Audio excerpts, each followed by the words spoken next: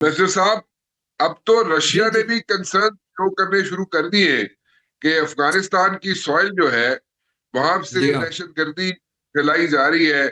And so much so कि उन्होंने तो अब एक 6 ममालिक ने वहां पे एक एग्रीमेंट भी साइन कर लिया है, जिसमें रशिया भी है।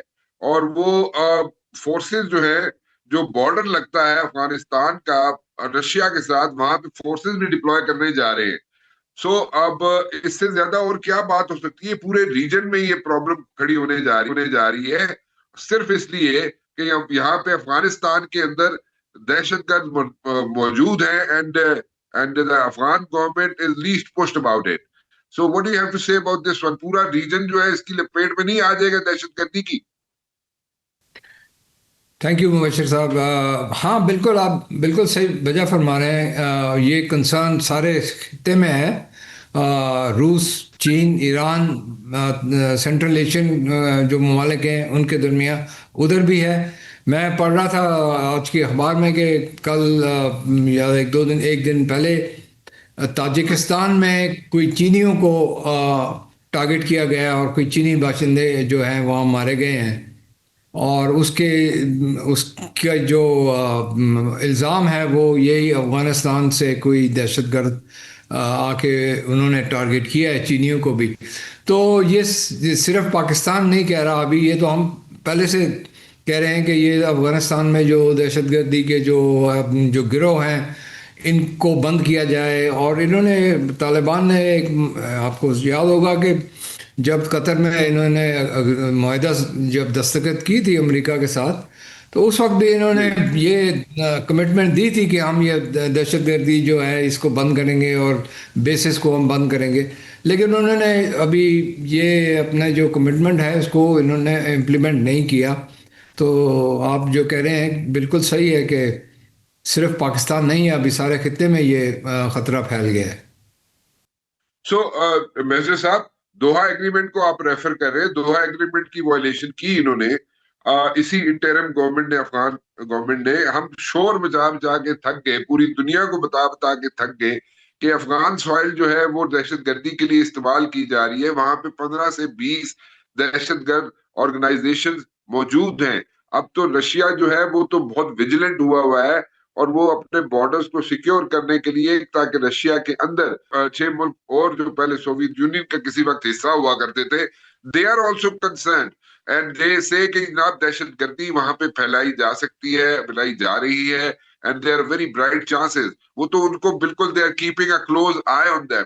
लेकिन एक जी चीज जरा समझाइएगा बैटर साहब, यहाँ पे सारी चीजें वाजे हैं। हमने तो जो शोर मचाना था मचाया, और हम पूरे रीजन में इस दहशतगर्दी के खिलाफ लड़ रहे हैं सिंगल हैंडेडली। हम सिर्फ अकेले लड़ रहे हैं। ये पूरा जो खिता है वहां पे दहशतगर्दी फैलाने के लिए तैयार बैठे हुए हैं, और दहशतगर्दी फैला भी रहे हैं। लेकिन हम लोग सिंगल हैंडेडली लड़ रहे हैं। बाकी जो ममालिक हैं, क्या वो भी इसमें हिस्सा डालेंगे? सिर्फ डिप्लॉयमेंट करना फोर्सेस को और अपनी सरहदों को अब वहां पे ऐसे दीवार बना देना जैसे रशिया अफगानिस्तान के बॉर्डर में बना रहा है, कि वहां पे डिप्लॉयमेंट कर रहा है। तो उसके अलावा इंडिया जो है सरेआम जो यहाँ पे पेट्रोनाइज कर रहा है जनाब मर्सनरीज को जो अफगानिस्तान के अंदर मौजूद है। So where are we heading towards?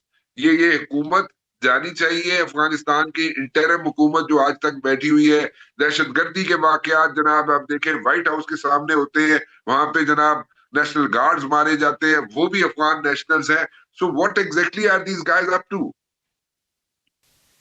मुझे देखिए, पहले तो पाकिस्तान की बात करते हैं ना। इधर इनके साथ हमारे जो शुरू में जब तालिबान की रजीम वापस आई थी सेकंड टाइम, तो उस वक्त से हम इनके साथ यही मुज़ाकरात करते रहे हैं कि जी ये जो आप पाकिस्तान के ख़िलाफ़ जो दहशत गर्दी हो रही है उसमें टीटीपी बीएलए मुलव्वज़ हैं। इसके अलावा ईटीआईएम है जो चीन के ख़िलाफ़ वो दहशत गर्दी करते हैं, फैलाते हैं।